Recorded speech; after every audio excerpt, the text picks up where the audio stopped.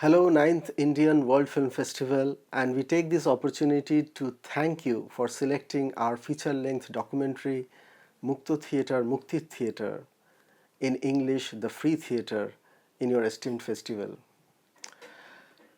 Well, as a creative artist, you always envisage to reach out to the masses as much as possible.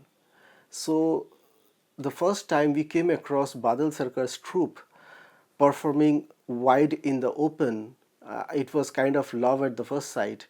We could genuinely understand the tremendous potential this art form had.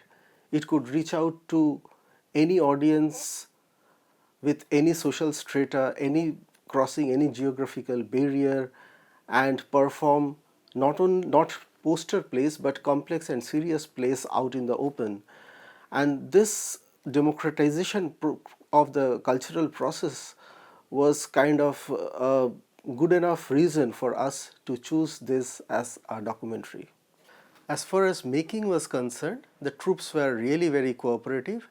They just said, don't intervene or intrude in her performance space. That's all they said.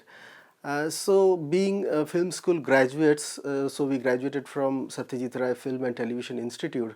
So managing the shooting was not that much of a hurdle. Of course, we had to give our major effort, like it took around 8 years overall to have the film completed. So that part was there. But the major obstacle was more technical in a way that you are trying to capture things in a live space, right? So that had its own challenges. Like for sound, for example, the characters were speaking 25 feet away from the mic. As far as the visual layer is concerned, like in a live space, you have to capture both the audience reactions as well as the performance going on. So all these things had technical challenges, but otherwise there was not much of obstacles in that way. We made the film in an observational manner, trying to reflect as much shades of it as possible from the reality. So we were not trying to give a victory tale, or we were not even trying to come to some kind of a conclusion or a verdict. So we straight, so there was no definite script that we had in mind which we are supposed to comply with. So whatever came up as reality took the shape as a film. Target audience would be practically anybody and everybody who likes to have a dialogue, who believes in communication for going towards a better society, who has givings to this social and cultural forms.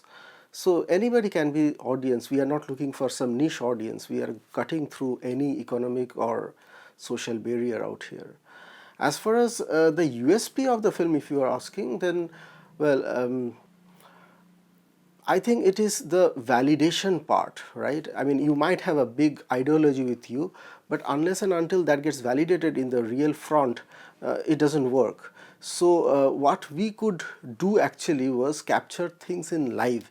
So I mean, audiences, we could see even the marginal audiences who might not be formally educated, they were reacting so much with the performances. They could connect each and every details, even if it is a complex play, they could relate. So that kind of gives an encouragement to the performers, as well as I think it's a message to the outer world also, that if you are true to your art form, if you can budge and take your art form to even the remote part of the country or the world, then it will be acknowledged. So that strength is something which this film assures on top of whatever strength the medium already has.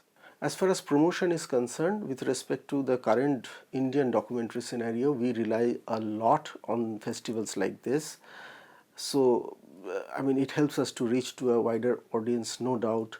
But at the same time, in the long run, we would really like our film to be showcased in a proper OTT platform so that it can get a better bandwidth.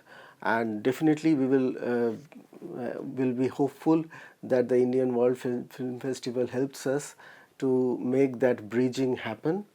And we wish all the best to the 9th Indian World Festival going forward. Thank you.